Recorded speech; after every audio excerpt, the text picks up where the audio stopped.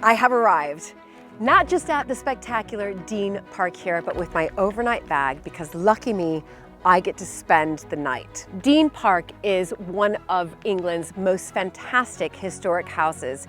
It has roots from the medieval period, and then it evolved over the Tudor and Georgian periods as well to what we see today.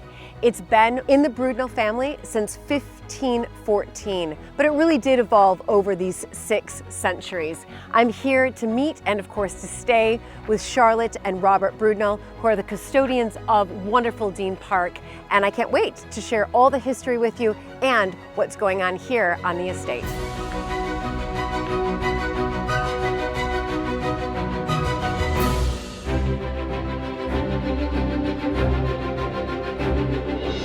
When I married into the British aristocracy, it was the start of a wonderfully exciting journey. But it was also a little daunting. I became a Viscountess, and for an American girl from a small town outside Chicago, that was quite a shock. I live with my husband Luke, heir to the Earl of Sandwich, and our family at Mapperton House in Dorset. Living in a place like this is a joy, but also a challenge. And every day we're aware that we're preserving a very special part of Britain's heritage.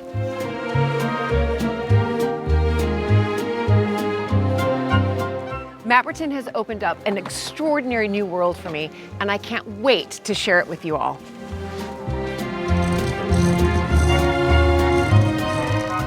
So if you love castles and manors and stately homes as much as I do, please join this American Viscountess as I journey into the British countryside in search of some of Britain's finest historic houses.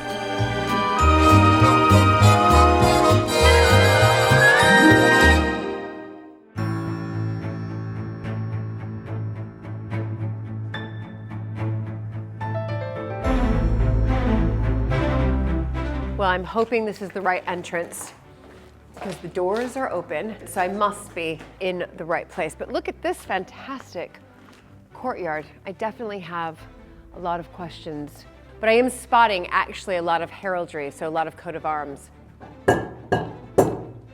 Hello. Welcome. I love the knocker.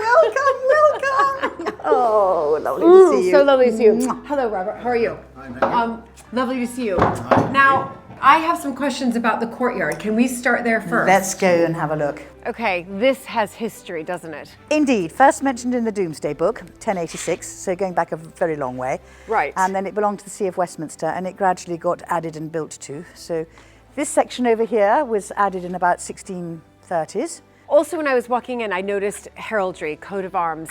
There's coronets, We've got the Earl's coronets up there. Yes. In the That's what I hoppers, the thought. top of it, because we had 7 Earls of Cardigan who lived here.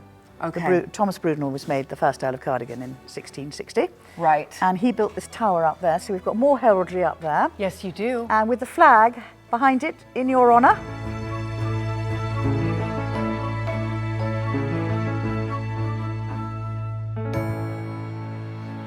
Oh my goodness. Okay, where are we walking into right now? We're walking into the Great Hall, which we've just had redecorated 2 years ago. And it's got a fantastic ceiling, which is made out of sweet chestnut. And we were always told that the little weevils wouldn't eat into it, but unfortunately they have. So we've just had it restored, and we've repainted the Great Hall in what would have been actually the original colour. Beautiful. It's one of the last Great Halls that were built before they went out of fashion. We know it was built in 1571 because it says so on the mantelpiece over there. And it was rebuilt because Queen Elizabeth came to stay here for the night. And Edmund Brudnell thought, actually, if she came back for more than one night in the future, perhaps she better have a bigger Great Hall.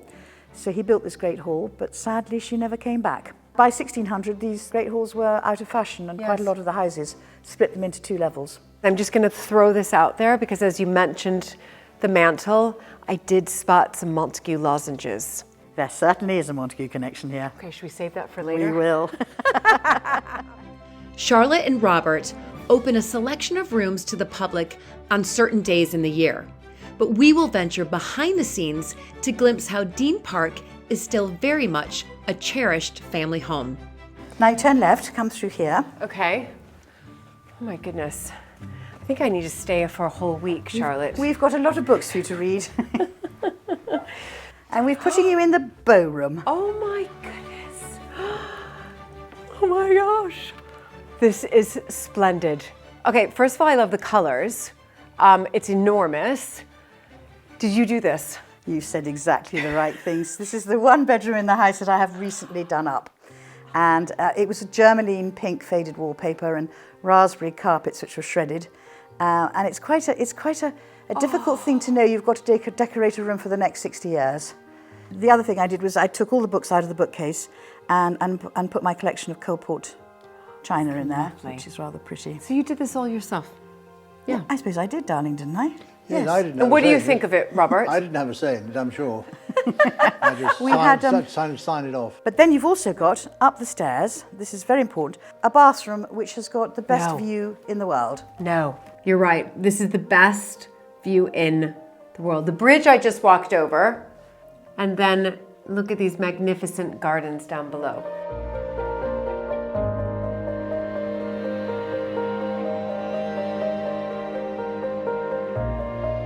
Thank you, thank you, thank you, both of you. It is really a treat, so thank you. Shall we leave you to sort yourself out here and then come downstairs and have a drink?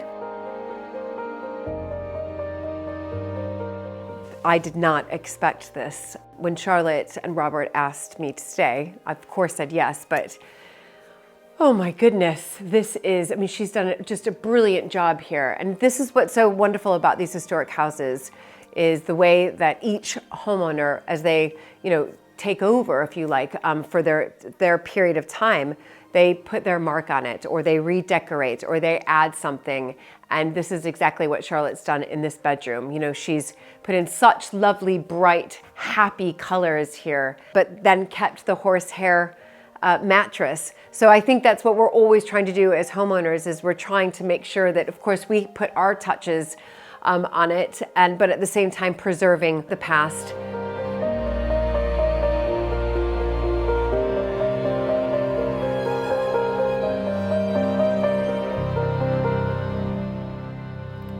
You guys, exciting announcement, because this video is proudly brought to you by Surfshark, the ultimate safeguard for your online security, particularly tailored for travelers like myself. So if you're gearing up for your next escapade, this message is a must watch.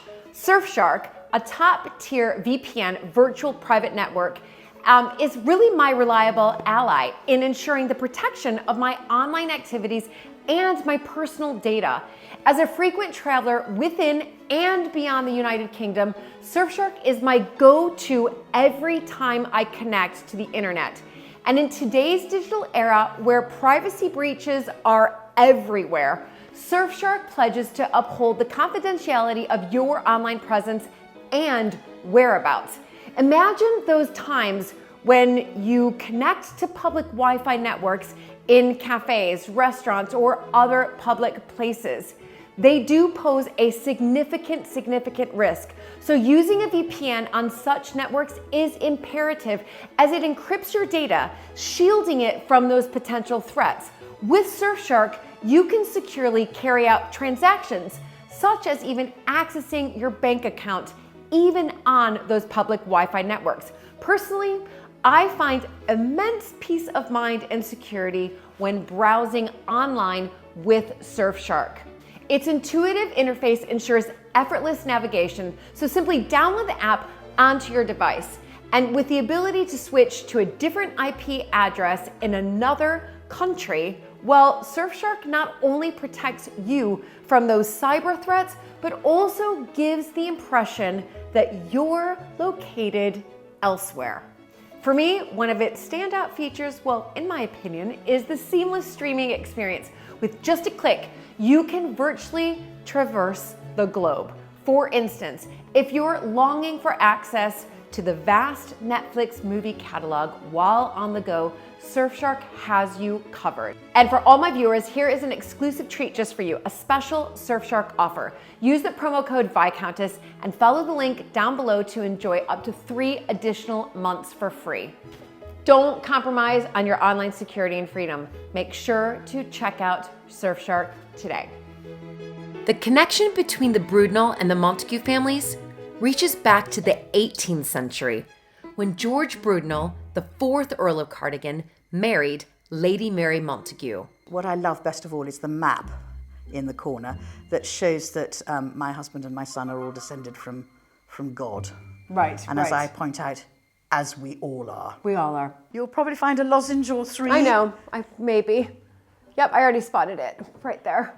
So when was this created? Well, I think the Beautiful. bottom one is the 3rd Earl of Cardigan, so it must have been early 1700s. So it would have been early 1700s. Yes. Incredible. Well, you can see down through here, and this is what I love, you can see the 3 lozenges up there, Montagues, and here is Sidney Montague, and guess what, Charlotte? Right below Earl of Sandwich. Yay! Right there you go. And so he's got his garter there, and Jemima, the first countess, and off they go, Edward Montague, the Earl of Sandwich. Gosh, you've got a lot here. Look at this. Edward Montague, Lord Hinchingbrook. Goodness me. I mean, wow. We've really, again, another Earl of Sandwich. That would have been the 3rd one. So, no, that would have been the 4th. So that would have been the one who invented the sandwich. Anyway, not taking it away from Charlotte here. But we're related, is what it is. We're related. Kith and kin. Anyway, I'm happy about is that we're related.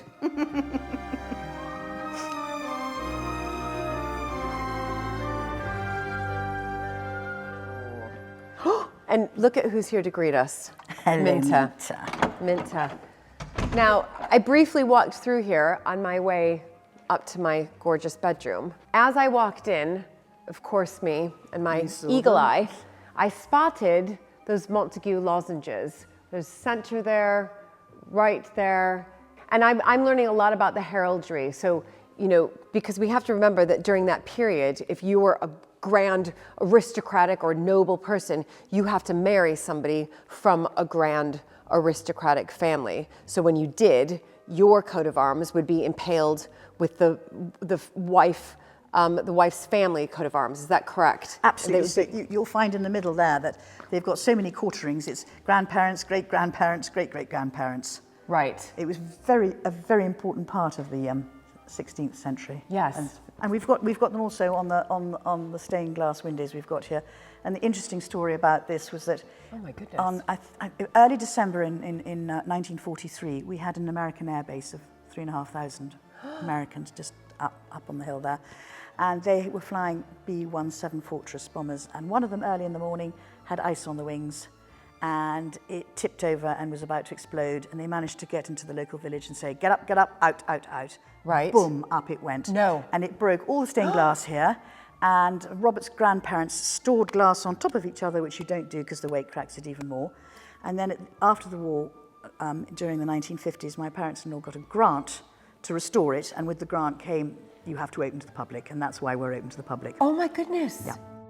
Just like Bewley and so many English historic houses, Dean Park opened its doors to the public for the first time in the 1950s. And the Great Hall is still a highlight of the tours today. And this is the original paneling here. That is the paneling, the original paneling from when it was built in 1571. Now, I see we've got some polishing going on over here. Julie's very kindly helping us. Yeah. And I think you might join her, mightn't Yeah, you? I would love to. So what are you using to polish it? A wax. Just a Yeah, wax? just a wax, yeah. And Right. Put it on very, very lightly. Always go with the grain. Always So go with the grain. Yeah, yeah. And little, you know, like, and you can feel it almost go, you know, it suddenly goes smooth. Yeah. You try that bit. Okay, And with the grain. yeah, you just go up and Oh, down yeah. and then just keep going. And then you can feel it suddenly go smooth. You can? Yeah, yeah. Oh my goodness. It's wonderful to be polishing something that's, you know, Tudor period. Yeah, absolutely, isn't it? It- You yeah, you, it is, yeah, it yeah, is. you think about the people that made it, and the people that polished it yeah, before. I know the people and, that polished it before. You think, how many other Yeah. hands were on this? Exactly. It's wonderful. So, do you want me to do all of it? If you're a week. Thank you. What a really, really special place. And also knowing that this is one of the last great halls that was built gives it even more, you know, meaning to it. When you walk in here, you just think how wonderful. Thank you. We love it. yeah. We use it. We love it. So this is the moment I know I've been waiting for, and hopefully you have as well, and that's really the history of Dean Park. It's been here for a millennium, really, but it's been, again, a part of the Brunel family since 1514, is that right? Indeed. This is the start of the tour, and this is the billiard room. Originally in the medieval days, it would have been a parlour to the Great Hall, but I'm going to go back right to the very, very beginning, and that is that it's first mentioned in the Domesday Book in 1086. And so we know that it was here in 1086. Yes. It was a monastic retreat. The See of Westminster, the Bishop of Westminster, owned a lot of land around here, and he would come up and stay here to survey his land. Yes. So it was a small monastic cell, a little square courtyard house. Ah. And it remained as such until the church realised that actually perhaps they could rent it out to families who would let him come and stay twice a year and live there. Right. So in 1514, Sir Robert Brunel took over the lease, because it was a lease then. This is the first room that our visitors come to, so we try to give them a little brief about it. Right. It's terribly important because it is the one part of the house where we have just one item of medieval, and that is in the far corner. There's a little should we go arch. visit it? There was an archway that went into a Catholic chapel. And then Okay. the other important thing in this room is we've got the charter, which is right there, that creates Thomas Brunel, the first Earl of Cardigan. During the Civil War, King Charles I was trying to raise money. Yes. And Charles I asked him, and the son said, here's £1,000 for your fighting fund. When things come good, could you honour my father and his heirs? He was very canny. In 1660, when Charles II came to the throne, he said, could you hurry up and honour the debt to my father, because he's 81. Right, So we need that quite quickly. Yeah, we need that title. So 3 weeks before his coronation, he was created the first Earl of Cardigan. As we explore the wealth of rooms here at Dean Park, there are a few surprises along the way. Oh my goodness. This is actually a very modern chapel. It was only done in the 1980s because the parish church it's a huge church, and it had 5 members of the congregation, all called Brunel. Right. And they froze to death in there. So my mother-in-law thought, well, why don't we make our own little chapel? And this was the billiard room, and we've just seen the billiard table, which moved into the smoking room because nobody smokes. Yep. And so she turned it into this beautiful chapel. It's wonderful. And do you use the chapel? We do. You William do? was christened here. We're having a service on Sunday week.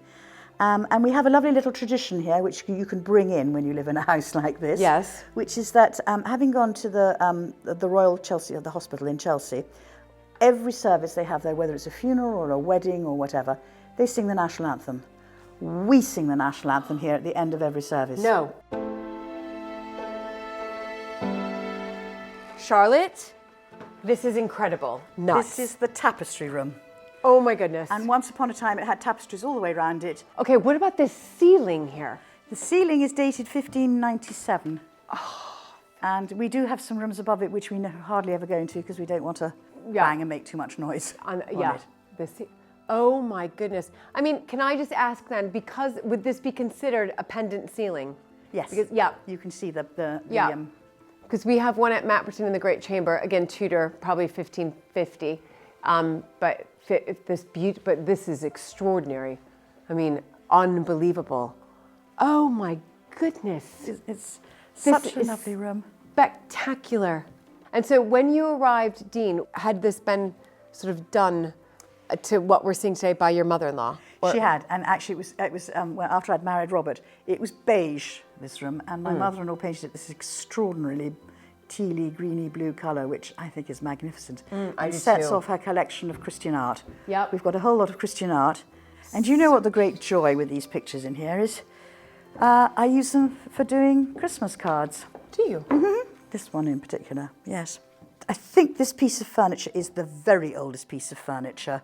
I think it dates from the early 1500s. Wow. Incredible. Obviously was used in a kitchen because it's got lots of chopping marks on it. Yep. Do you think we're rather bored of listening to us? Mint is ready to go into the next room. This is King Henry's room. This is the room that King Henry VII would have stayed in on the way up to visit his mother, Margaret Beaufort, Right. who lived about 8 miles north. Okay. And she was the reason that Sir Robert Brunel took on the lease here, because he was her finance advisor and her executor.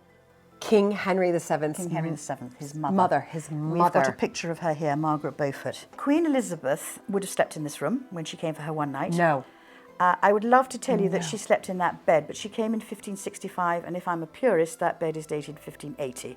So it was not that okay. bed, but she would have slept in this room, which would have been appropriate because this is where her grandfather would have slept. Right. And this paneling that I'm seeing here. Rather original, unique, single linen fold paneling. Yes. Yeah. And so when Queen Elizabeth was here It would and have been slept here. in this room, this would have been This here. would have been here. Coat of arms. Would have Absolutely. absolutely been here. And then there was paneling at this window, and then as we are blessed in this house to have these little corner turrets, we have a bathroom using the paneling. No. Oh my gosh. This is wonderful. But of course, this wouldn't have been a bathroom when Queen Elizabeth was here. No, it would have been a powder room. But a powder room. Yes. Right, powder room. Beautiful. It's absolutely beautiful. So I'm in that turret right now. Yes. I love being in turrets.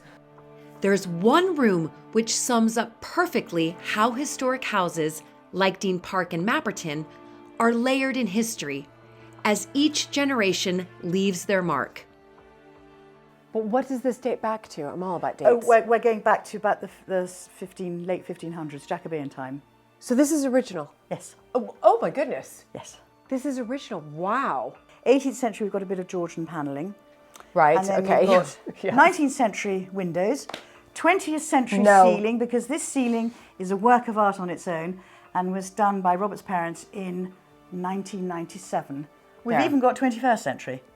What's My the husband 21st and I century? went to Jerusalem about 4 years ago. Right. And we bought this in the market. So this is a real wonderful hodgepodge of centuries. Yes, it is. Yeah, I love it. What I love best of all in the room are the two pictures hanging on the Georgian panelling. Dean Park is full of portraits of Brudenells. He was the steward, and he was born in the village, educated by the third Earl, came back and was the steward at Dean, running it all. And these pictures were given by the third Earl as a wedding present. Oh. And note the blue silk, she's much prettier. Yes. And it passed down the Eaton family line and came up for sale. So I said that it was incredibly important that we had hanging on the walls people who lived here, Yes. who Yes. are not called Brudenell. Right. So he's come back, and hooray, hooray.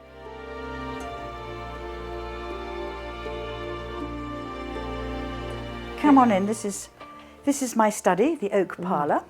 Lovely. We've got a portrait of King Charles II there, who was the one who created Thomas Lord Brudenell, the first Earl of Cardigan, Right. 3 weeks before his coronation. 3 weeks, because it was a debt that was owed by King Charles I, his father, who was, yep.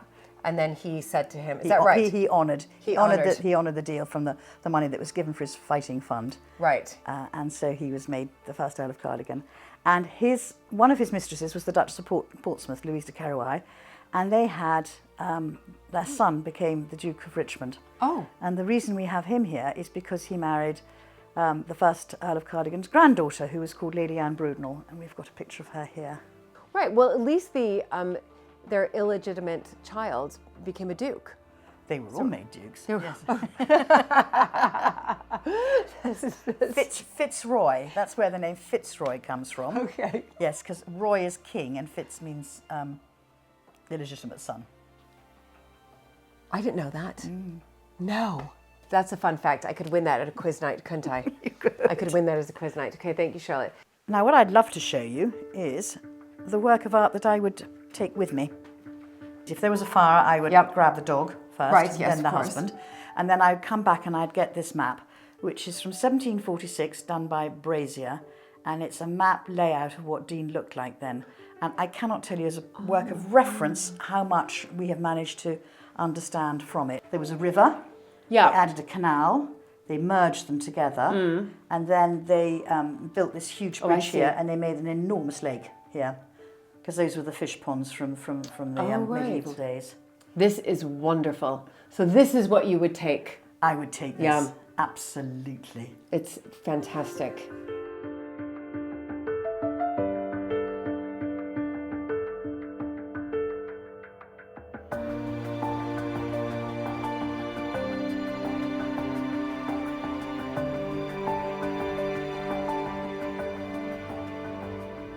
Look at Minta. Hello.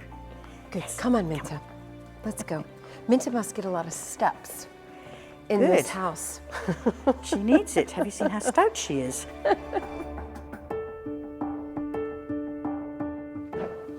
I mean, stunning. The ante-hall. Beautiful. It is a beautiful room. The ante-hall, and it's because it's off the Great Hall. It's off the Great Hall. Right. So I think probably in medieval days it would have been a buttery and a dairy and a storage room. Right. Yes, but now it's been made into our little dining room. Yeah, well, it's rather grand. I love it. But we've got two lovely items in here, Right. which I really want to show to you. One is the exercise chair in the corner. Okay. Do you know what an exercise? Would you like to? No, is it 18th century? I think no, it might be 19th century. Basically, Okay. without biffing your head, sit on it. Okay. So I can stand on this. Stand on that. Yep. Okay. Sit on it. Mm-hmm. And you go up and down. Up. This is what they did. What, to That's work what they their did. core? Yep. Okay. Yeah. We used to say to our son, push down lunch, make room for pudding. Oh my gosh. What, do they think that they just didn't get enough steps around these big houses? Well, you're not doing any steps now, but No, it is. I know. So it's working something else. It's working Yes. the core. Yeah. That is so crazy. And the second thing I wanted to show you, this was a gift to me, and I have put around it all the most famous people who have been to Dean either for tea or for lunch or stayed or for dinner. And we've got obviously Queen Elizabeth I, because she stayed here for her one night. We have Prince Philip, because he came here for the 1954 anniversary of the Charge of the Light Brigade dinner. And we've got Prince Michael of Kent. I put Earl of Cardigan, but that's rather generic, isn't it? Because there were 7 of them. Yeah, but still. We also had a visit from Her Majesty Queen Mary. Queen Mary came for tea here in 1937. Did she take anything? No, she didn't. She did point out that she had something that we had, and my husband's Greek grandmother said, "Oh, we'd quite like it back." But that's apocryphal. Right, What she did do is she went round the house, and she sort of saw all the shredded walls, and said, "Amazing family that's been here for so many years. Such a shame there's no money." I thought, plus ça change. Yes. This is brilliant. I love this though. This sort of emplacement it's very clever. For dinner parties. Yeah, for it's dinner great. parties. How spectacular Dean Park is. I met up with Charlotte and Robert for drinks in another beautiful room.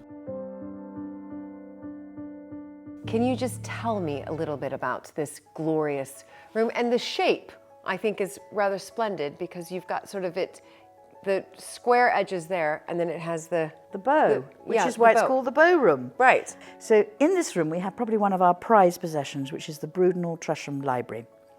And it is a very important late 16th century library where we have books that are written in Spanish, French, Latin, Greek, English. It's a collection that belonged to Sir Thomas Tresham. Right. And Sir Thomas Tresham's youngest daughter married Sir Thomas Brudenell, who was also an antiquarian, so a lot of the books were his. And I reckon that it was her wedding diary. This wonderful library was confiscated by the parliamentary troops in 1643 when they came to raid Dean. And the Earl of Cardigan, who was then Sir Thomas Lord Brudenell, he escaped. And they took his library away, and he had quite an adventure, which I won't go into. But when he was let out of the Tower of London, he had to buy his library back. No. And the library was brought back, except for some of the books, which are now in an Oxford library. And Right, but he was able to get the majority of Or he was the collection furious he back. had to pay them. Oh, my so I think goodness. it was more of a fine than a repurchase. This is 16th century, most of these Yes, books. and beginning of 17th century. beginning. Yeah. In this library here, do you have a few favorites, would you say? I have one very special book here. Right. One very special book here, and I know where it is, because it's all under lock and key. Yes, yes. And this is the Almanac, the diary of Sir Edmund Brudenell. On August the 12th in 1565, it has got Regina Apud Dean. So we have the absolute proof that Queen Elizabeth I came here for the night of August the 12th and August the 13th. Oh my goodness. So when people say, That's oh, she never incredible. came to Northamptonshire, she Yeah, did. she did. She did. And she came stayed here. For one night. For one night. You have this proof. Absolutely, we have this Right. proof. See, yes. that's what's pretty spectacular, that you have this in writing. So cheers to that. Absolutely. Cheers to Indeed. Queen Elizabeth I. Absolutely, and her one night stay. She never Yes. came back, thank heavens.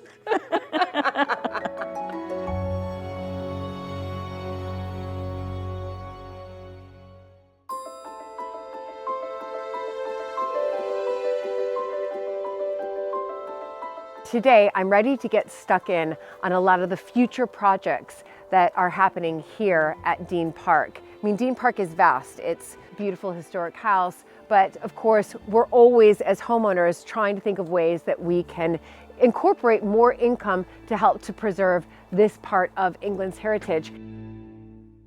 Good morning. This is heaven. It's all heaven, isn't it? Yep. Good morning. Can I just say I slept? I was going to ask you. But do you think it's the horsehair mattress? I'm just going to shut that It's door. also because you're here. You're staying under somebody else's roof, so your worries also go Yes. slightly. It's very, very tranquil here. Yeah. Yes. You do have the traffic, but you know. It's the you've bustle got to of be life listening to it. outside.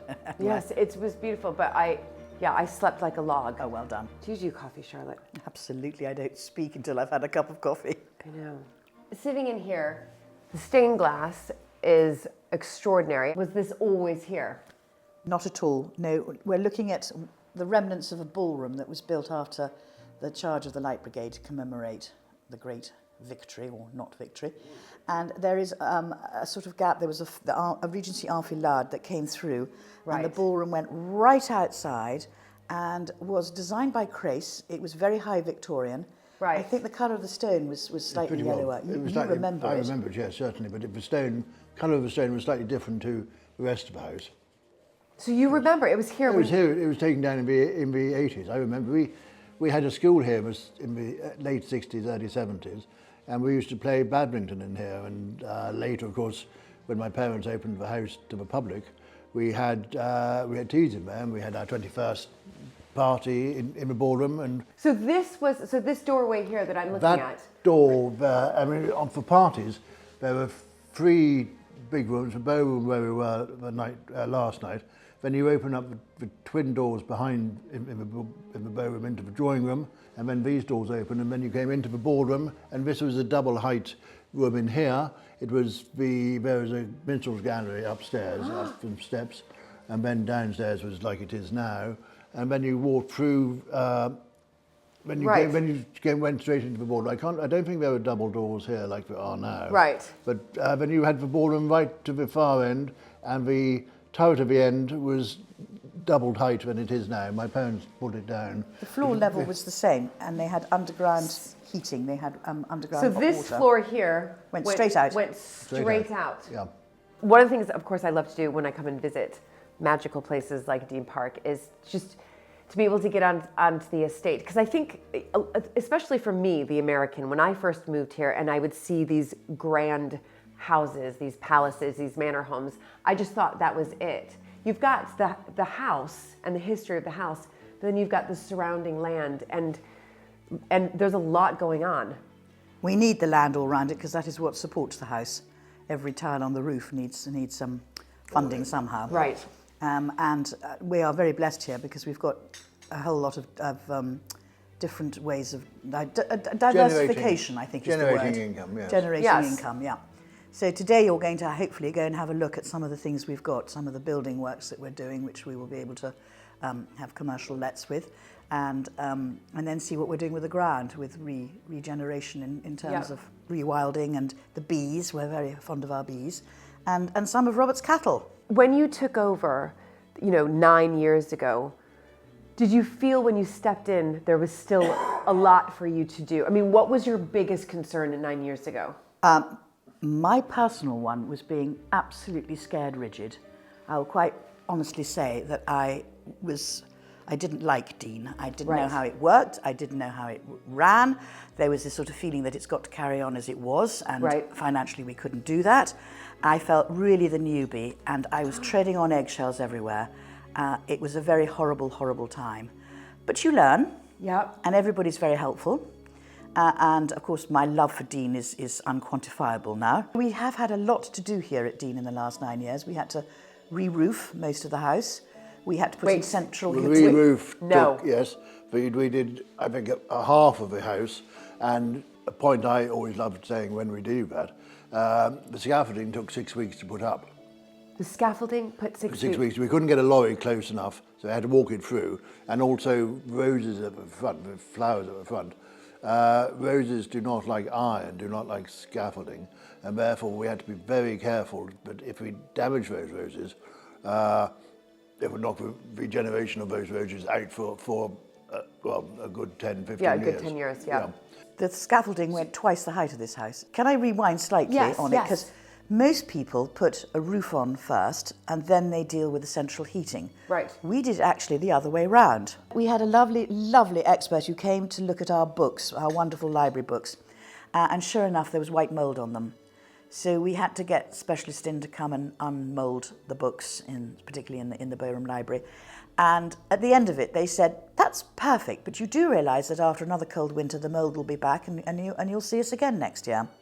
So we then realised we had to sort out the heating, and we've put in a mammoth wood chip boiler, a mammoth one, which is incredibly noisy, and I love it in January, but not in June. Yes. And so we put in the central heating in first, and then we moved onto the roof. And then you moved onto the roof.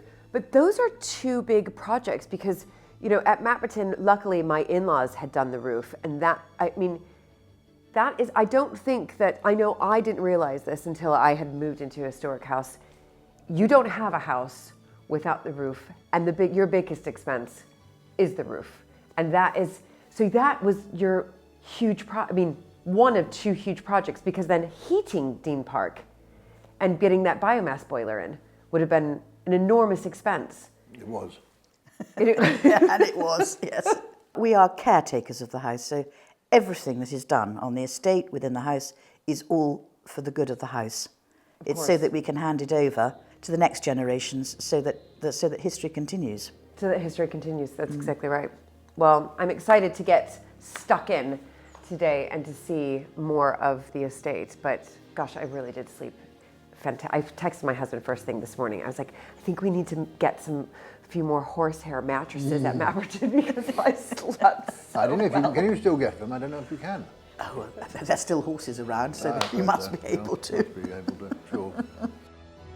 After a glorious breakfast, I'm heading out with Mark Coombs, the estate manager of the Broodnell Estates, who is masterminding plans for the future here at Dean Park.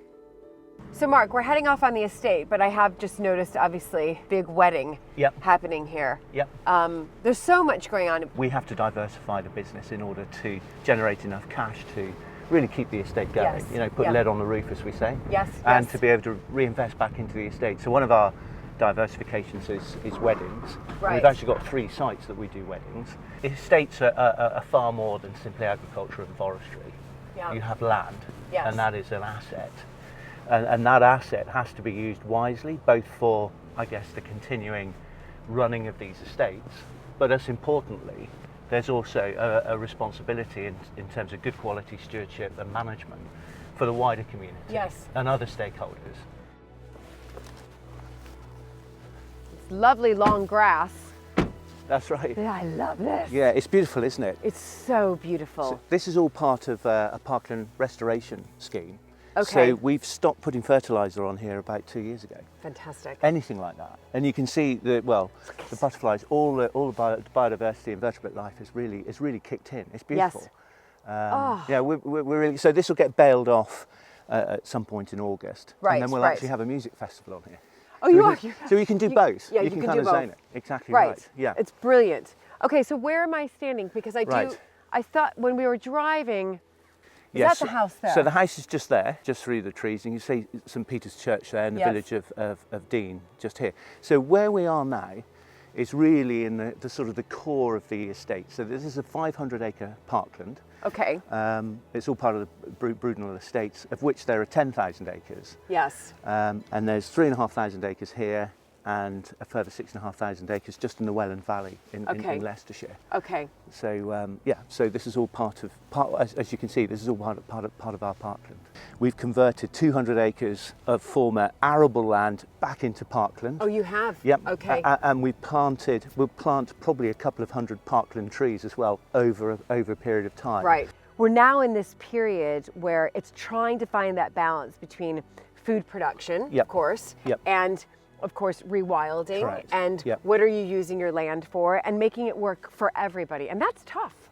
Yeah, it's quite a balance. It's a balance. I mean, you're never you're never going to be absolutely popular with everyone. No. But I mean, it's a fool who tries to do that. I think what we do is we have a 10-year plan. So true. We have a 10-year plan, and that's a fairly broad plan, if you like. Right. We know where we want to be, and then that's more detailed within a 3-year window. So we're quite clear where we are with our sort of development targets, where we are with our internal businesses, where we want to be with our stewardship, etc. It's lovely to go out onto the estate and start seeing, you know, this. It is. It's absolutely lovely. It is really lovely, you know, and you do start to notice all of a sudden more butterflies or moths or the invertebrate coming back. Okay. And I'd like to introduce you to some of our cattle. We've got some native breeds who help us manage all of this. Okay, and great. they're lovely, placid, beautifully calm. Okay, good. Beef shorthorns. Yeah, so You'll be fine. many people know that I have a fear of cows. That's fine. So, you couldn't meet a nicer bunch of girls. Okay. They're absolutely lovely. You heard it here first. Before I face my fears with the herd, we stop off to see some of the building projects Mark is overseeing. Well, this is one of the sweetest cottages I've ever seen. It's beautiful, I mean, isn't it? it's beautiful. So this was the old kennelman's cottage. Okay. So years ago they would have had their own hounds here. Right. And so this was built for that individual. And Right. behind us, over there, is that would have been where the kennel boy would have lived. Oh my And the plan here, Julie, is to, well, you can see we're restoring this. So we've replaced the collie western roof. It's beautiful. We're turning it into a 3-bed cottage. The plan is that we're going to have this as a holiday cottage. It's the first one we will have done on the estate. But it will support our wedding and events business. Yes. And so we've got a new venue for our woodland weddings nearby. But we actually discovered that we had bats up in the roofs there. Right. So we've stopped. Yes, you have to stop. Consulted Natural England. Yes. We put in mitigating bat boxes around the place. Right. And we're just about to start. So the windows, we're making new windows which are ready now for fitting. Okay. And as soon as the windows are done and the gutters, we can drop the scaffolding, move into the building and start renovating inside. Start renovating So it's inside. got- Fantastic. So we've- 3-bedroom here. 3-bedroom here. And then what are you going to do with this? So that's going to be a single bedroom. Oh, wow.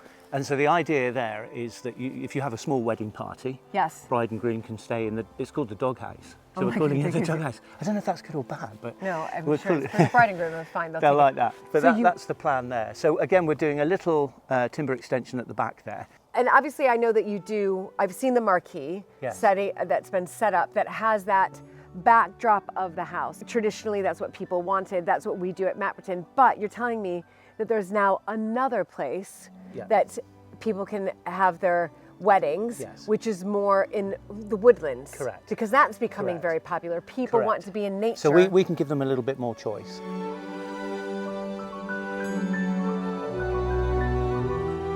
This is our woodland clearing for our woodland weddings. We've done nothing here other than mow it, but through the trees, we have added some wildflowers, etc. So the whole idea is that we've got a really light footprint in what we're doing here. Yes. The intention is that the marquee goes up for that specific event, but it's a super light sort of touch, and also from an estate point of view, we've not spent lots and lots of money on this. Exactly. You know, So your nature's kind ROI. of done it all for us. Yeah. But the meadow's absolutely beautiful. We've cut we some go have paths through there if you want to have a Yeah, quick definitely. look.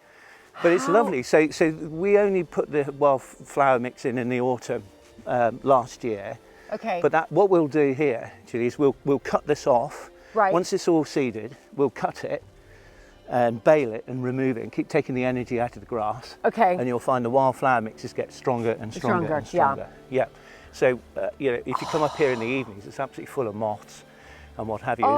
It's lovely. In fact, I come up in the evenings and it's not unusual to see a deer or two here or the hare or that sort of thing. But you can see the paths they're sort of rudimentary a little bit at the moment, but you get the idea of what we're trying to do.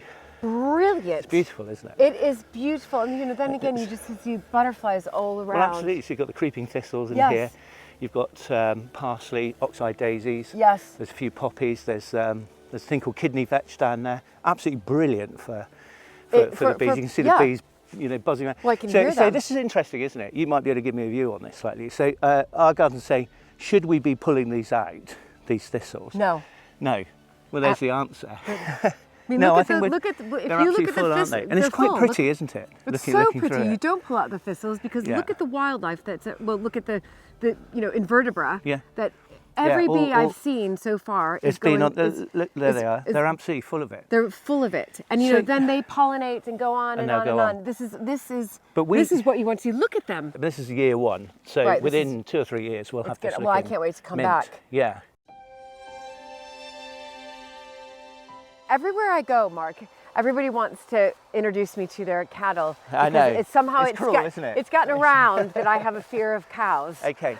Well, these are probably the nicest bunch of cows you're going to meet. These are our little herd of traditional beef shorthorn cattle. Right. Okay, so they're a native breed, Yes. and the reason we have them here is because it's part of our agri-environmental scheme. So we wanted to reintroduce these grazers back into the estate. Ah. And so we have a little herd of 20. We've had them for a couple of years. Okay. And we've got a lovely bull called Poseidon, who's not here. Oh, So I was due. looking. He was due to come in today, and we thought that might just be too exciting for everyone. Right, So right, he's exactly. in tomorrow. Okay. But as you can see, they come in lots of sort of different colours and Yes, what have beautiful. you. Aren't they beautiful? Yeah, they're really They beautiful. really are. So this is part of our parkland restoration. We've introduced a new avenue here.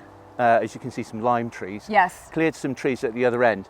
So you get a vista all the way up through there. Yeah, beautiful. As you come in into the estate. So this Yes. is part of the 500-acre restoration programme. What you've got in front of you, this lovely cow, that is the classic beef shorthorn cow. Yes. And you can see, isn't she lovely and friendly?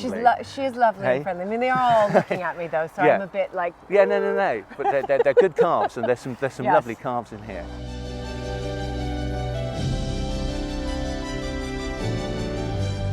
Then Mark introduces me to some renovation projects taking place across the estate. All right, Mark, I love a good kit, so thank you for the hard hat Right. and the Hive is. We've got a range of disused agricultural buildings here. Right. They're listed, so Yeah. there are complications with that. Yes. But Yes, they are. They're totally underutilised. Yep. But what we're doing is converting these to form little business units. The plan originally was to do very small little workshops, but we're actually going to go for offices. For offices. Yep. So Yep. we've got planning, so we're stripping the roofs off and we'll start re-roofing it, etc. But there's a lot of stone work to do. But this one here was totally gone. Right. So we've stripped that off and it's been battened, and then we'll put the Collie Western slate back on there. Back on there. So they're scheduled to come at the beginning of the month. Brilliant. To do that. So you can see it's a classic sort of courtyard, but we're going to create roughly 19 little business units out of it. Okay. And what we're proposing to do is heat them through geothermal rods. Yes. So 10 rods at 150 metres, so 1.5 kilometres if you like. Right. And a little plant room, and that will distribute heat and hot water for all of the my business units. goodness. So hopefully we can ride the sort of the peaks and troughs of energy Right. costs and so on and so forth.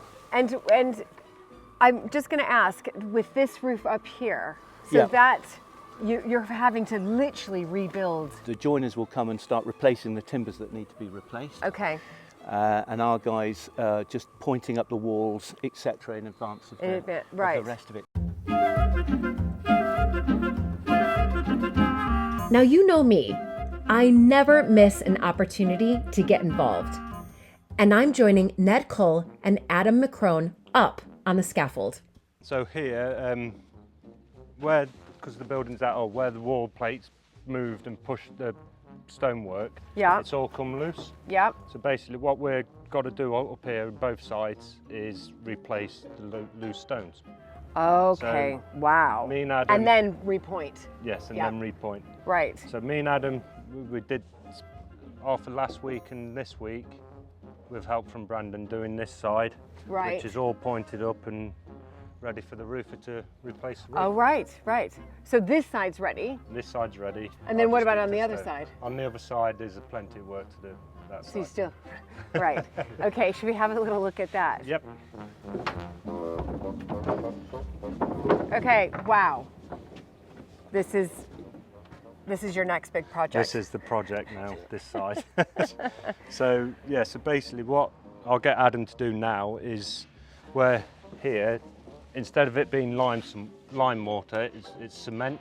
Oh my so gosh. what we've got to do is either, well, we've got to try and get it out and then repoint it with lime cement, Right, which we've right. been using. All this is cement. Yes. You can't, you're not supposed to use cement because then it doesn't work well with the environment. It's not breathable. So all the moisture gets Yeah. caught in, Yes. right? Trapped. Yeah. Trapped in. Yes. All right, so what are you and I going to do while Adam has this super fun job? He's super excited While about it. Adam's doing that, what we'll do, as you can see, already prepared, this is where all the loose stone was. Okay. So what we've done is we took it off, and then all we're doing is, as you can see, we've put it, so this is your top course and that's to go on next. Yeah. So what we'll do is we'll just lay these stones onto the wall. Without No, with with the lime cement. with the lime cement. Yes. Okay. So then basically what we're doing is just rebuilding it back up to this height. Okay. So when the roof has come, it's not loose. It's not loose. It's Okay. all solid again. Okay. Do you want to start this process? Yep.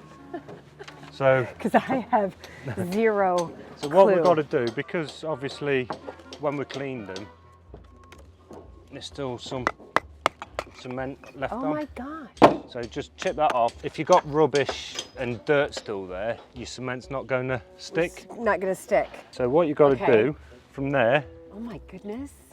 again, different brick layers and stone layers, they have their own way of putting joints on. Some put it on the one they've got in Yep. the hand, and some put it on there. And then basically what you've got to do is fight your way back in. I mean, that's looking sort of right. Yeah. So again, when you've done that, Okay, so I'm going to try to do one. So I take this and I'm going to plunk it on, Yep. correct? spread it about, fill all I your need that places little, in. And go far back. Ned, how Yep. far back should I Yep. go? More. More. Yep, And back. yep. What do we think? More? No, that's fine. You sure? That's fine, that's good. Okay. And then what you've got to do there is, so your stone to stick, you need a joint either on this stone or that stone. Oh, right. Okay. So what I would do, I would put it on there, so then you can control the Okay. stone with your hand. Beautiful. Okay, how's Yep. that? That's fine. Okay, now. So now what you've got to do is pick your stone up without any dirt on it. Yeah. Keep a 10mm gap-ish there, and then tap it when you're sort of levelish. Yeah. You're there. I'm there. I did it. Yeah. I did one. And then you go on to your next one. Then you go into the next one. And then you're You just carry on. and then you just carry it and you've got all to do So, all yeah, down there. so- there's lots to do. Lots to do. Gosh, I'm gonna have to come back here and visit this. Oh yes. That is for sure.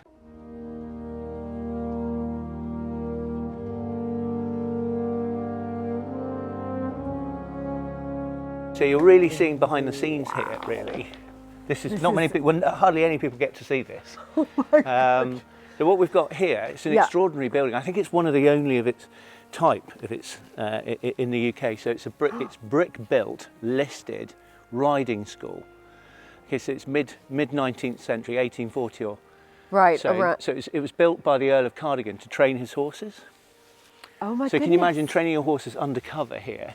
And Oh the my goodness. walls, if you look at the bottom of the walls, can you see that they slope away slightly? Yes, I do. Yes. That's so the horse, as it's going round in its peripheral vision, can see that and just keeps you and the rider, it keeps the rider off the wall, doesn't it? So you can go around here at quite high speed.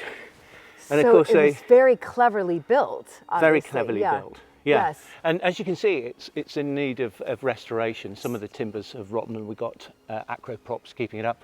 We got a little grant from the Historic Houses Foundation Oh, did you? Well to done. do it. Yep. So the idea is that we will strip all these roofs, reset all the timber, rebuild the walls where they're bowing out, Yes. and then we're going to reuse this. So the Yes. idea, what our kind of vision is here, is to have markets in here at least monthly. So maybe a Christmas market, a flower fair, an antique fair. Oh my gosh. So we could run electric Antique fair. around the I'll be outside. there. It'd be good, wouldn't it? Yeah, I you mean, must have a, oh my goodness. Have a good explore. It's a lovely set I of can't. buildings. This is isn't it? definitely. I will definitely. It's unusual, isn't it? It's really It's unusual, unusual. and it's beautiful. It is actually really beautiful. Good. I've just had a brilliant day out. I've learned so much about really the detail it takes to run an estate like Dean Park. And it always brings me back that, of course, these estates have these wonderful, magical, historical homes that visitors want to come and see, but it's a running estate. There's old farm buildings that need to be repurposes, yet they're listed, so you have to do them the right way. This is a perfect example right here of an old sort of training riding school, if you like, and it is listed. So it needs to be repaired in the right way. And yes, there are grants available, but the grants only go so far. And you have to work out how you can commercially use these spaces in order to generate income that goes back into the estates.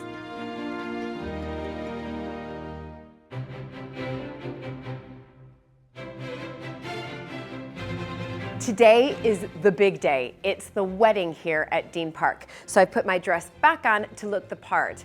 But I'm first going to check out the gardens because, like so many historic houses, there are usually magnificent gardens attached to them, and Dean Park certainly has some sensational gardens to look at.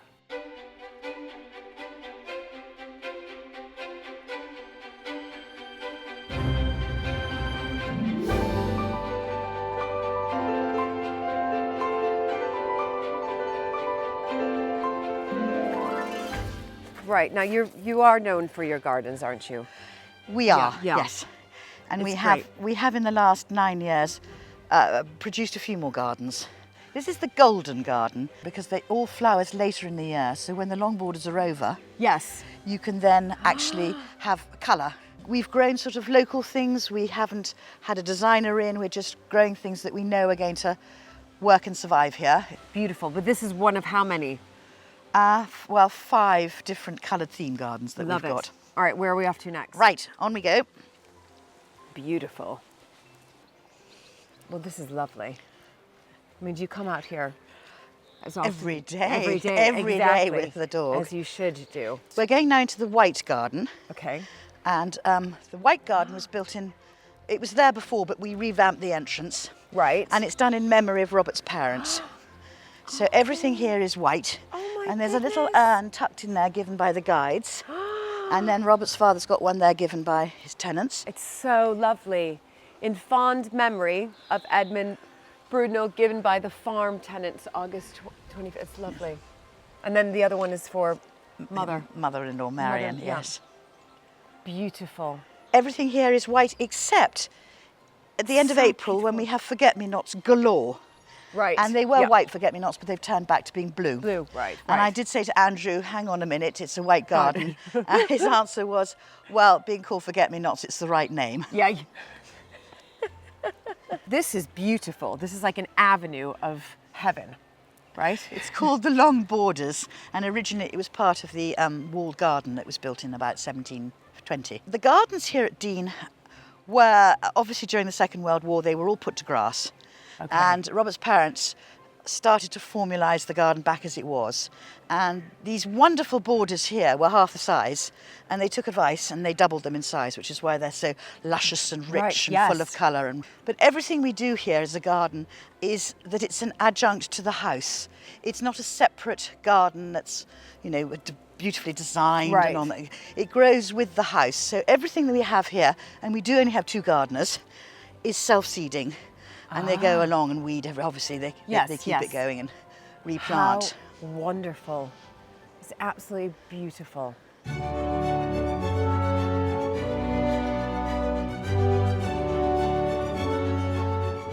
This is enormous. It is enormous, and we change all the flowers within it. And the flowers that we're planting now seem to be changing much more into sort of warmer, hotter plants. 10 years ago, I knew you'd never have put a banana plant out there, but now it thrives. It certainly does. So where we are now is called what garden? It's called the Four Seasons Garden. Okay. I think this was here originally, but it wasn't planted out with this wonderful beech hedge that we have. And the colouring in here is a sort of mixture of white and blue and Yeah. red. So it's Yeah. rather a royal garden, actually. Yeah, it is a isn't rather royal garden. Yes. It's fantastic.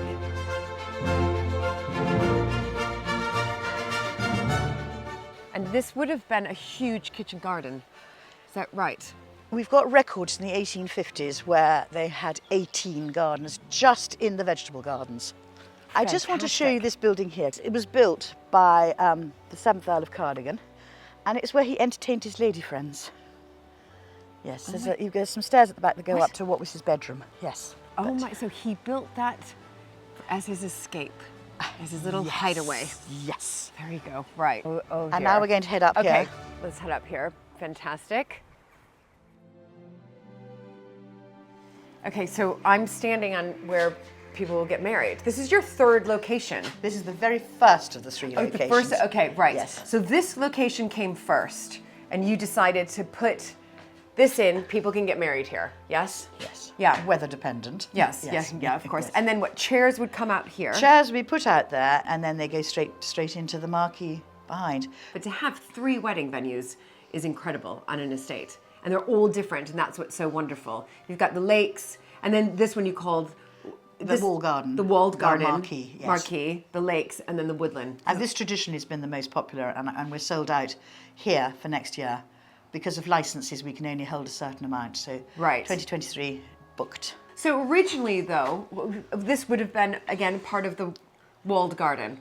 The 3rd Earl of Cardigan, when he came back to Dean eventually, discovered that fruit and vegetables had to be brought in from the neighbouring estate at Blatherwick. And he was so shamed by that, he started at a brick kiln, and they built these 7 walled gardens. No. And it's just incredible goodness. They're still standing, these walls, which are all listed. And then at some stage they were used for growing Christmas trees and breeding pheasants, and I believe there was a tennis court here once upon a time. Well, it's brilliant. It's absolutely fantastic. Come on, Minta! Come on, Minta! Come on, Minta! Each generation adapts the gardens to the tastes and needs of their time. Robert has joined us to explore the jewel in the crown here at Dean Park. Well, this is glory right here. Tell me about it. This is the main best bit showing off of Dean Park Gardens. This is called the parterre that Robert's parents put in the 1980s. And they got David Hicks to design it. And it's based on the Serlio design, which we have throughout the house, of a square and a circle and a square. Right. And the whole theme of this garden is purple.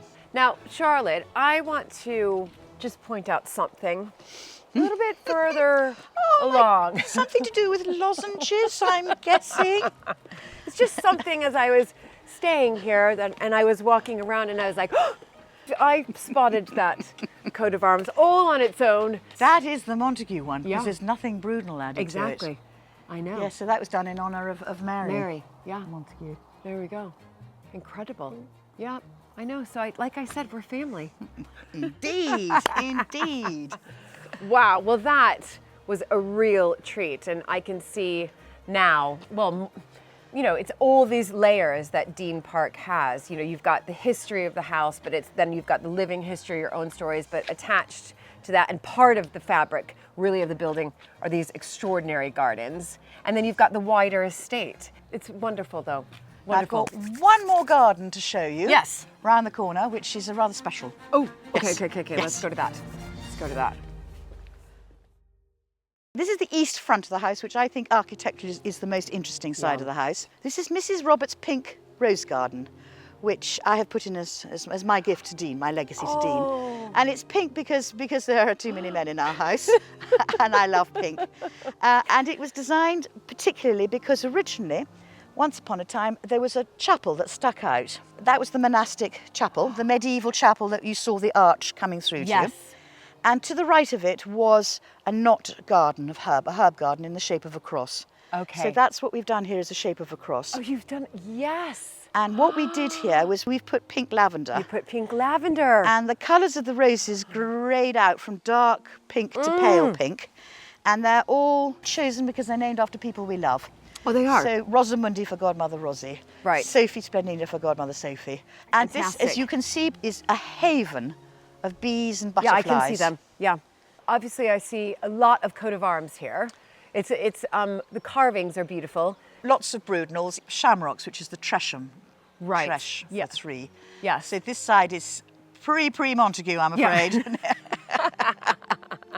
Well, this is wonderful. And I love that we've sort of done this fantastic garden tour, but we've ended with you. Oh. We've ended with I'm your clashing garden. terribly with No, my it's pink great. roses. I love it. You stand out, Charlotte. You stand out.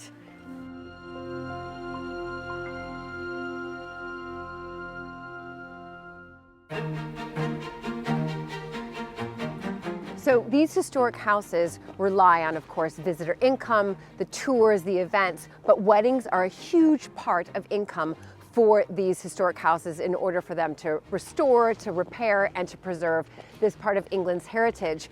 And Dean Park is no different. I'm really excited. The marquee's right here. I'm gonna get stuck in and see all that goes on in preparing for this huge wedding that's happening here tomorrow. All right, this is the big marquee right here. I'm about to meet Georgina, wedding coordinator here. So they're getting prepped for this enormous wedding. It's all very exciting. This is a fantastic marquee, by the way. Whoa, and it's huge. Hello. Hi, lovely to meet you. So nice to meet you. Thank you so much for letting, this is enormous. It's huge, isn't it? I can come in and see what's happening. But I'm sorry. That's right, don't be sorry. I'm all about kidding out and making sure that this floor stays squeaky clean. There we go. Until tomorrow. Come in. Great. So this is an enormous marquee, isn't Huge. it? This is the biggest we've had at Dean Park so far. We are one a week at the very most. Right. So we can give our couples the full week's attention for the build-up, as you can see, that's taking place here. Oh my goodness. 'Cause I know weddings are a big business. It is. For historic houses. I mean, we have a wedding business as well, and it's big for us, and it's because it's a way to generate income that can then go back into preserving the estate. We keep it very exclusive so we can give our couples the time that they deserve in the planning of their weddings and the setup. But with the other two sites now coming along, we'll be able to take a few more weddings on because the Woodland site is so far away. It's a self-contained venue in its own right. We'll be growing, isn't it? Yeah, magical. Do you see the wildflowers? Oh yeah, it was so pretty. We saw. I was with Mark. We saw so many bees on the thistles, and it was incredible, and butterflies. Tomorrow, the DJ will be setting up. We've got a big screen going behind the dance floor with the DJ booth and all the lights on the stage here in the front, so it will change a bit tomorrow. Crystal Group are in at the moment, setting up all the decor. So they're setting up all the VIP tables in the middle here, and all the centerpieces. Okay, so these are the family tables. Right. And then this is all the guests. Now these centerpieces are rather extraordinary. Aren't they beautiful? Yeah. We're final touches today. So this is Daisy from Fuse Marquees. Hello, hello. She's steaming all the drapes today to take all the creases out. So you've got to go all the way around. Yes. Yeah. Those are the details. Right. Oh my goodness. I know what it is. Can I just have a little go? It's quite fun, isn't it? It's quite fun, isn't it? But look at that. There's something about a steamer. Do you know what I mean? It just sort of makes you proud because you're like, oh my gosh. But how's your arm going to be after this? All right, to be honest. Will it be? I'm well you're well practiced in steaming. I mean, it does take some time. I mean, you know, this is. So have you just started here? Yes. Yeah, it's okay. Daisy has a long way to go. You can do this occasionally, right? Give yourself a nice little facial there. The next step, so tablecloths have gone on, centerpieces will go in place, then they'll dress the VIP tables in the middle. Right. Then that's the decor team done. I make that sound really quick and easy. They'll be here all day.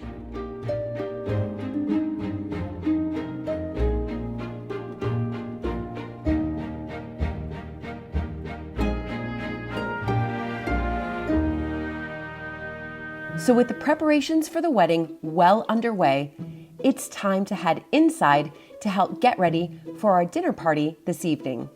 All right, I have to be honest, Lynn, that I have been waiting all day for this. You know, when I've gone to dinner parties before, I've always been impressed with the napkins. I've tried it many, many times myself, and I haven't been able to do it. So I've been told to come and find you because you know what to do.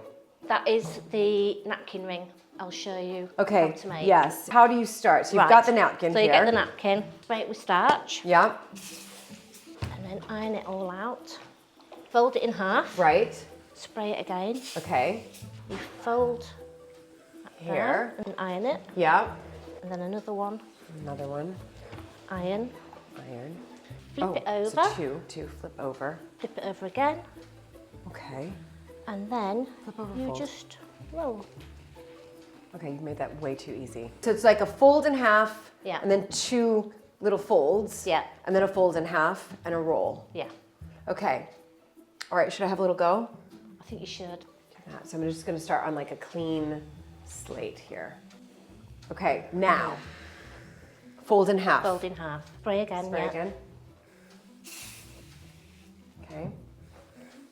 Okay, hold on. One fold and iron. Just iron, yeah. Just iron. Okay, one. And then another one. Yeah. Okay. Okay, and then I do that. Mm-hmm. And I'm gonna flip it over. Yeah. Okay. So should I go Yeah. like that? Whoops, whoops. Yeah. Okay. Okay, fold up here. Then I'm gonna roll, and then I roll up. Okay, roll. And there you have your napkin ring. Okay. Perfect.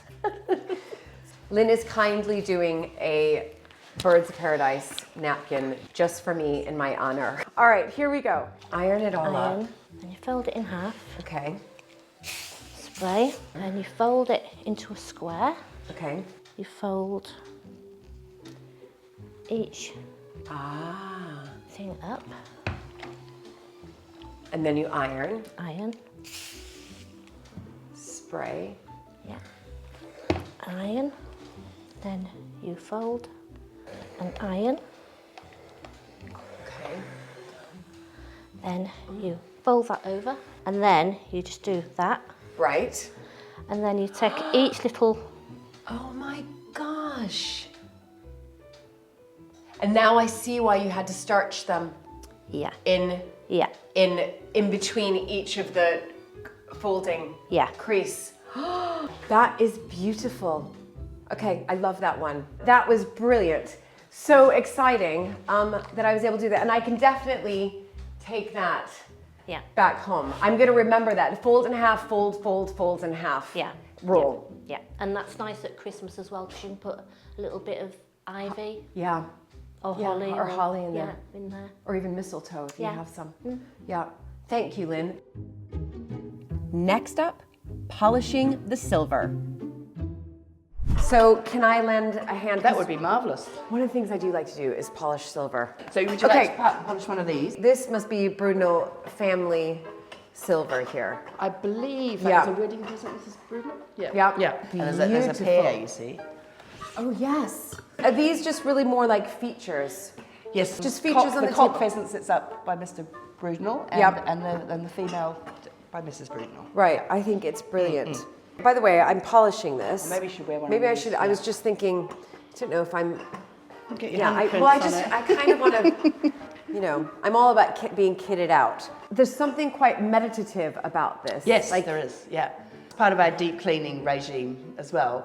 It probably takes us a good week to polish all the silver in the house. Yeah. Yeah, and how often are you polishing? Just once a year. Just yeah. once a year. That's that's about what we do as well. Yeah. What do you guys think? I think you've done a marvellous job. Yeah, great job. Is that all right? Okay. I mean, you can definitely tell a difference of the shine.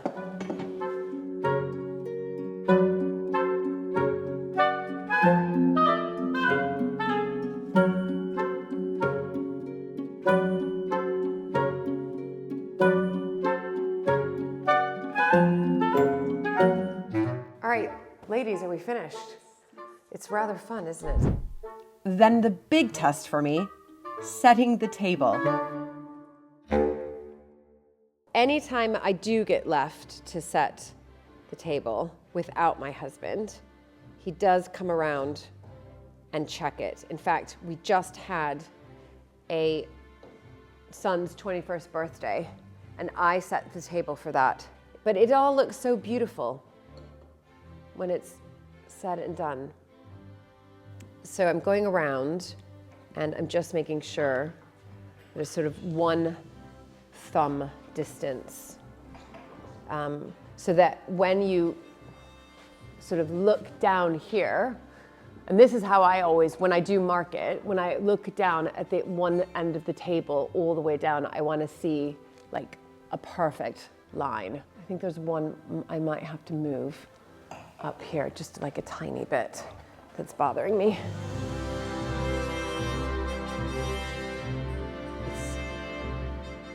The thing about formalities is that if we don't keep them up, they will get lost. And it's not that we're doing this all of the time, but it's about carrying on these traditions. And times, of course, have changed, and luckily they have, and many of us just have lovely suppers in our kitchen. But I think, you know, every once in a while, being able to set the table properly, I think it's a real art, and I think it's a thing of beauty, and I think it's wonderful just to be able to be in such a beautiful setting around, you know, friends or new acquaintances and having a really proper dinner party.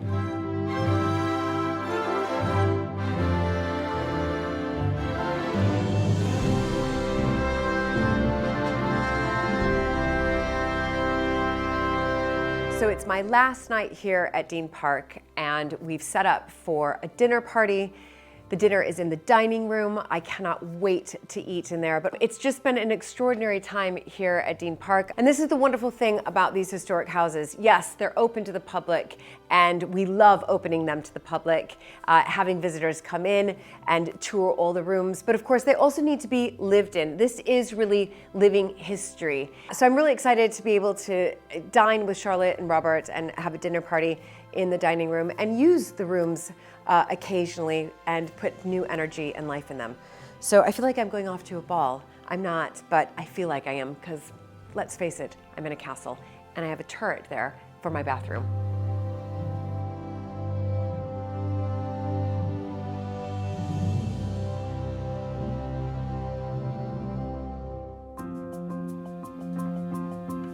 Oh my goodness. There's something about drawing rooms. They're like no other rooms in the world.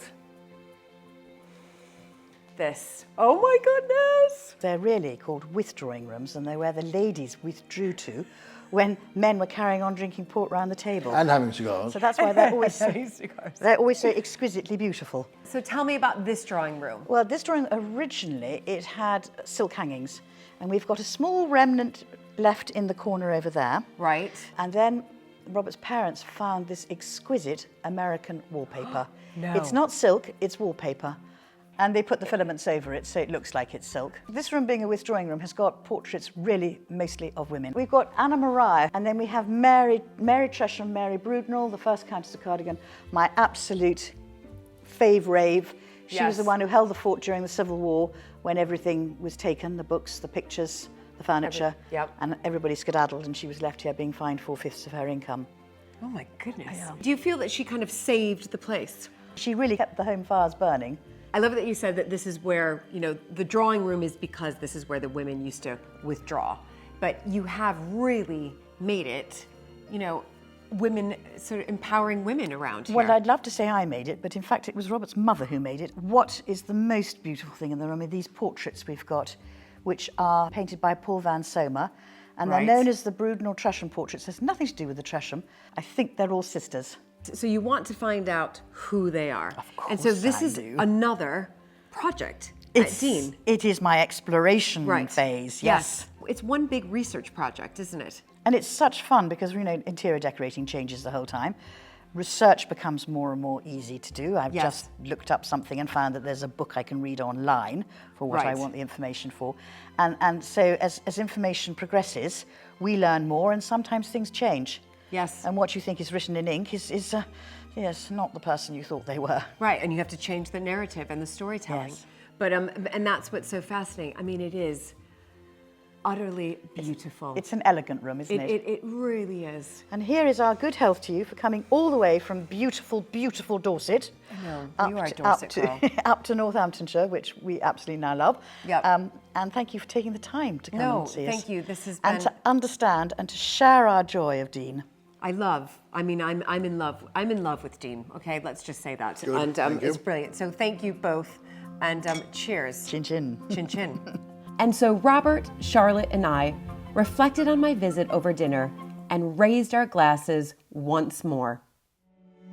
Thank you both so much. It is so much our pleasure to have you. You lighten up our life, and we just think it's fabulous that you appreciate Dean, which we so appreciate. Yeah, I appreciate it I appreciated it before because I am, a lover, if you like, of historic houses, but I appreciate it now more than ever because coming here, you get to really see how it all works together. And it is, in one sense, a big jigsaw puzzle, but you have the team in place and the team so looks up to you, and you have the two of you who just immerse yourself into making sure that the pieces are in the right place and that this carries on for Well, I'd the just like future. to make tribute now to the fact of our 3 wonderful trustees. Yeah. Because they let us go out on little adventures, and they are so supportive. It's amazing. And thank you. We could not survive without them. So I would like to pay tribute to them. Yeah, and you must, because trustees are so important, especially in this, in where we are today with historic houses. So cheers, shouldn't I give? Indeed. Cheers, thank Chin. you for a really, truly spectacular time. And the following day, before I head home, there's time to take a peek at the wedding celebrations. It's so exciting. The bride and the groom have just arrived, and they're here to do some of their photos, of course, with Dean Park as their backdrop. So far, so good with the weather, and I got a sneak peek of her, and she's absolutely beautiful.